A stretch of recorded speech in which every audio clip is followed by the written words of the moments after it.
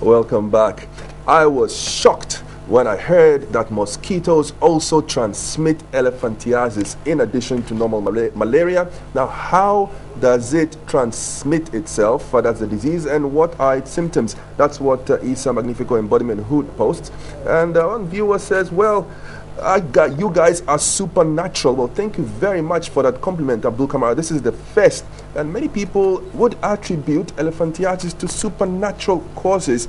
Well, that's because it looks super horrible in its developed stages. With me in the studio is Dr. Brichum, Dr. Nana Kweju Brichum, and he and I are going to try to find out a little bit more when it comes to elephantiasis and share this knowledge with you. He's going to be giving the knowledge, I'm going to be asking the questions, and I want you to join me in my conversation on this topic. Good morning and welcome to Sunrise, Doc. Good morning, and thanks for having me. No, really, it's my sincere pleasure. Now, this elephantiasis, it's quite a horrible-looking disease, especially when it's in its advanced stages, and many people would be surprised, I mean, like that viewer, to find out that it's actually transmitted by the common mosquito. Many people would think that it's got some other cause. It's genetic, supernatural, nutritional, something. You're absolutely right. Elephantiasis, as it's commonly called, is actually called, its real name is lymphatic filariasis. Lymphatic filariasis. Filariasis. Yes, and it combines two names. That is lymphatics because it affects the lymphatics of the human system, that's anatomically. And filariasis is actually the parasite that brings about the disease. So one of the common one that we know here is the Wuchereria bancrofti, that is a filarial worm. So these are actually tiny worms that you and I might not see with our naked eyes. But if you took a blood sample of an infected person and then looked at it under the microscope, you would see these filarial worms, and that is basically how these diseases are diagnosed. And so it is caused by the mosquito. As the mosquito carries this. Carries this, as it's not. It is the vector. It is the vector. Claudius Hope is joining us via Facebook, and he's asking a quick question. He says, which type of mosquito? Is it the common Anopheles that we know carries malaria, or is it the Culex, or is it the Curlex type? Yes, it's the common in Ghana, the Anopheles mosquito that carries malaria, Plasmodium parasites, are the same ones that bring about lymphatic filariasis, even though we have not ruled out totally the possibility of Culex mosquitoes also doing that. Actually, aware that Noguchi Memorial Institute for Medical Research has done some work recently that has indicated that there's also the possibility of the Culex being involved in the transmission of lymphatic filariasis or elephantiasis in Ghana. Which of these two mosquitoes looks like it's got white stripes on it? I think it's the Culex. The Culex, the tiger mosquito. We call that the tiger mosquito. Yeah, it looks like it's really black with white stripes, and it's a little bit bigger. It looks like it's got more muscles than your average Anopheles, which normally is quite small. And so you are saying that the Anopheles mosquito actually carries these little worms, as we want to, and they can get into your bloodstream, into your lymphatic system, and result in elephantiasis. I'm going to show some images. We're going to show some images of elephantiasis, and I'd like to warn you that these can be quite upsetting. They are not beautiful at all. They are quite hard for some people to look. So if you are very sensitive, I would suggest that exercise some discretion or caution, because elephantiasis is not a pretty disease to look at. Are there effective ways of preventing it? Yes. If I can just basically say a little more about how the disease gets transmitted. When an infected person is bitten by the mosquito, just like it happens with malaria, they pick up the parasites, and then it goes and through some developmental stages within the mosquito itself, and then lodges within the biting parts of the mosquito. So when the mosquito bites another person, it's able to pass it on to the second uninfected person to infect that just person. Like malaria. Just like malaria. But the difference here is that you realize that lymphatic filariasis or elephantiasis is not as common as malaria in terms of the numbers that get infected. The ease of transmission as well is not the mosquito is not as efficient in its transmission of lymphatic filariasis as you find in malaria. The reason being that the Plasmodium parasites tend to be very small, much smaller than these worms, filarial worms that we're looking at. So what happens is when the mosquito takes a blood meal, it's able to ingest several thousands of Plasmodium parasites as against filarial worms, where it's able to pick just a few of them. So the possibility of these parasites undergoing that development within the mosquito and getting transmitted to another person is much slimmer compared to malaria. That's why you don't find it as commonly as you would find in the case of malaria. So once this, for individuals that actually manifest this disease, they need repeated bites of the mosquito before they're able to get enough of the parasites that also develop. They breed within the affected individuals to produce. Then they produce many what we call the microfilarial worms. These are smaller worms, or the baby worms. They are actually responsible for the disease that we observe. So these worms attack, let me put it, the lymphatic system of the individual. And we know the lymphatics are actually responsible for getting rid of excess fluid. If you remember a little of your biology, blood vessels actually take oxygen to the extremities and other organs, and then the veins, actually the arteries take the blood, the veins return the blood back into the heart for oxygenation. What happens in this case is that there are also lymphatics that helps to get rid of the excess fluid that might result from this perfusion and all the things that occur within the organs and then the extremities of the individuals. That's in a normal person. But when these microfilarial worms attack the lymphatics, they destroy the smooth muscle. So the lymphatics are not able to perform efficiently their functions, and it results in accumulation of fluid in those extremities. So under gravity, you see that those affected parts begin to swell up. Once that happens, we have this condition we call the acute stage. When people get small wounds and others on those parts of the body, it results in swelling, pain, and all that, what we might want to describe as cellulitis. Then when this cellulitis subsides, or after a few days or whatever, it subsides, the swellings do not go back to the original size. Let me take the example of the leg, affected leg. It gets swollen, it gets painful, it gets warm to touch. You're not able to use it as you normally would. So after some time, the swelling actually subsides. You recover, kind of. But when you recover, the leg does not return to the original size. It's still a little bit bigger than it was. Exactly. There's always some residual swelling. So after several years of this going on, then people get this big leg.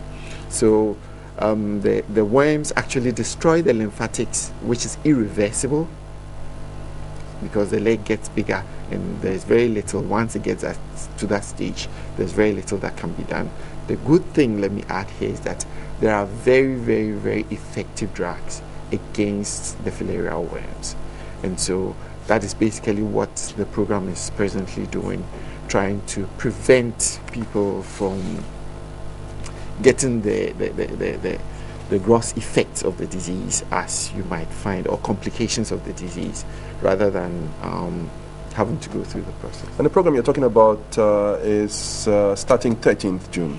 Right. 13th June. Right. We've had this program that implemented by the Ghana Health Service. First, the program went in to map the disease. So a countrywide mapping was done about more than 10 years ago, based on research work that were done by various health institutions within the country. And it demarcated the areas that were at risk and the populations that needed to be looked at, because lymphatic filariasis is not found everywhere. It was found that antigen prevalence, mainly in the northern parts of the country, was between 20 and 40%, and then in the southern parts, mostly west of Accra, parts of Accra are also actually endemic. for lymphatic filariasis. So we have about half of Ghana's population being at risk of lymphatic filariasis. Half of our population. Absolutely. Now yes. that puts it in stark contrast with its with the status of being one of the neglected tropical diseases. From what you told me earlier, I was assuming that it's quite rare, that it takes quite a while. It's more difficult to transmit, even if you are supposedly like in the same room with someone who has some of these little worms, the philia in their lymphatic or in their bloodstream. And that's exactly a question that Razak Omotoyose is asking. He thinks that we are doing a great job. Wants me to ask you, the doctor, whether those affected with this illness should be isolated, or whether it's okay if, for example, to sleep with them in the same room and risk getting bitten by the same mosquitoes. Right. This disease is very stigmatizing. I mean, if Yes, you it see is. somebody with a big leg, and let me say that the other manifestations is not only the elephantiasis, as you see, big legs, but the swellings can affect the limbs, the arms, the breasts of women. In men, the scrotum, and oftentimes what we find, or what we call hydrocele, are also a result of, particularly for those that live in those endemic areas, a result of infection with lymphatic filariasis. Apart from that, even the penis, you can get elephantiasis of the penis or of the vulva in women. So apart from that too, it can also affect some of the internal organs. Talking about the kidneys. So and most of the internal organs that get affected can go undiagnosed, because this is not something that even medical people or doctors would routinely look out for. So it tends to be more serious than we might think. The other thing is that if you find a certain number of people that are actually showing the outward signs, the outward manifestations of lymphatic filariasis, there are many others who actually have the filarial worms within them but don't proceed.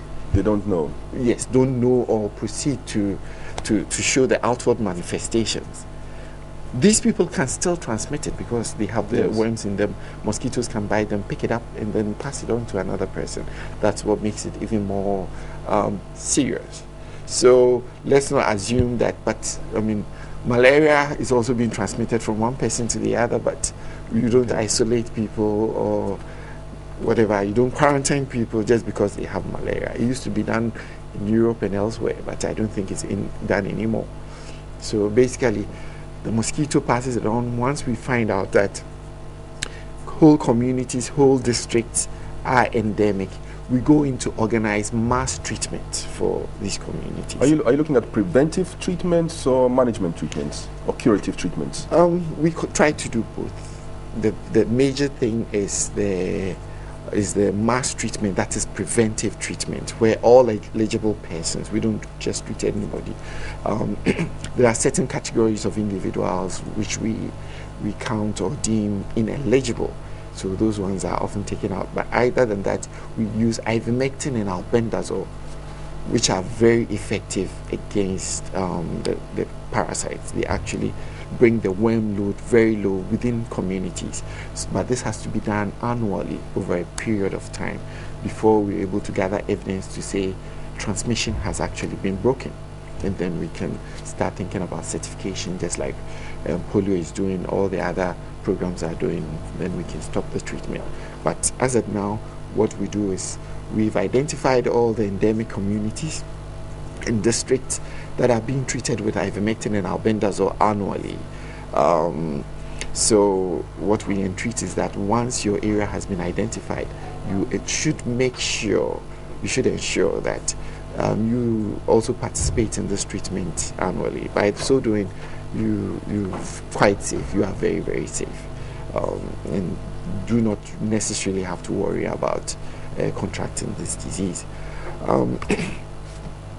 So that is basically what the program is doing until we reach the point where we can say transmission has been broken or eliminated, and then we can bring an end to it. Lots of viewers asking for more information about this illness. Issa Hood says he thinks that we have made too little effort when it comes to creating awareness of elephantiasis as a disease. Lots of people don't know about it and about how to control it and about its prevalence. Well, I'll come to the prevalence in a little while. Akiyode Ope is asking whether these same mosquitoes are the ones that carry malaria and cerebral malaria. Yes, that is true. I can answer that question straight up. And Prosper Ncheboa says he thought that this disease affected only people's limbs, such as legs, adding a big wow. Yes, indeed, that was a wow. And what wowed me was the statistic that you quoted earlier, saying that at least half of our population in Ghana is at risk of contracting this illness, elephantiasis. And you said you've identified certain districts and certain areas. Are there areas that have a higher risk than others? Yes, basically that is it. The three northern regions, all the districts in the northern regions are at risk. Western region, central region, Greater Accra region, and eastern region have districts that are at risk of this disease. Why?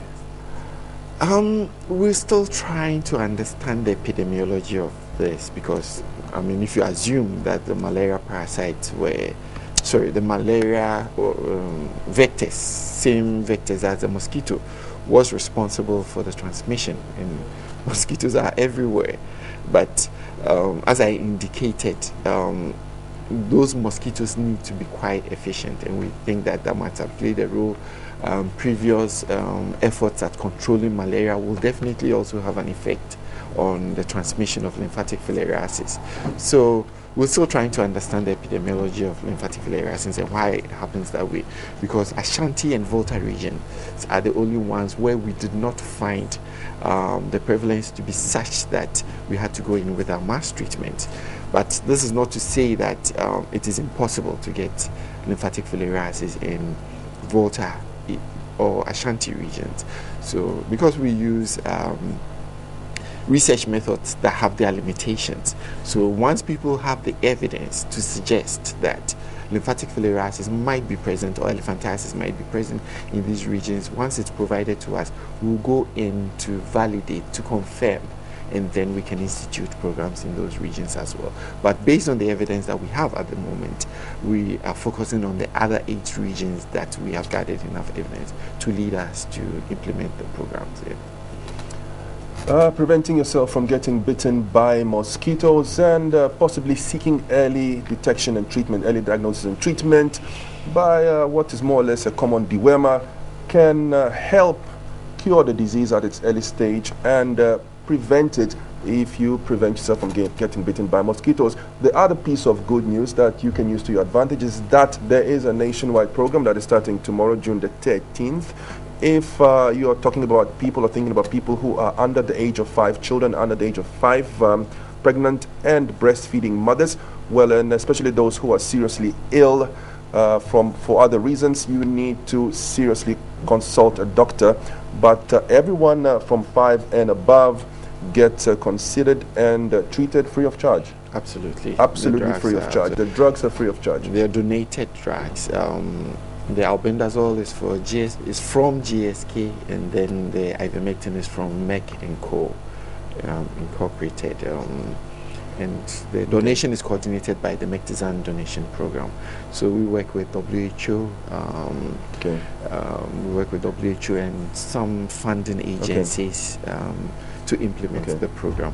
And as you rightly indicated during the discussion, elephantiasis or lymphatic filariasis is one of the neglected tropical diseases. Somebody raised the issue of not knowing much about these diseases. Oh, lots of posts attest to that, Doc. Pardon me for interrupting you. Mami Akosia Obeniwa is asking about the transmission of a virus. It is not a virus. It is a parasite, a tiny little worm that is transmitted by the mosquito in the same way as the malaria parasites are transmitted, except that the malaria parasite is smaller than this philia or worm. And if you prevent yourself from getting bitten by mosquitoes, and if you take common dewormers such as albendazole, You can cure it if you catch it at its early stages, or you can prevent it, or you can combine both. Abdul Rush, you want to know the cause of elephantiasis? Well, it's a worm that's transmitted by mosquitoes. You can find out more if you keep posting your questions to the TV3 Sunrise page, but you certainly cannot catch it or get infected by it if you touch someone with it, in the same way that you can't get malaria by touching someone who is suffering from malaria. Knowledge is power. Use it wisely. There's a nationwide program that's starting tomorrow, and it aims at preventing and treating, diagnosing and treating this illness at its early stages. So take advantage of that and tell everyone you know and care about to watch out for the team that will be going around. Thank you very much, Dr. Britchum, Dr. Nanako Joe Britchum. It's been lovely, and thanks for reminding me. Thanks for Doc and I went to me. the same school, Motown. He was in Livingston House, Elstone, and I was in Gudgesburg, Jubek. So this is a nice old school reunion.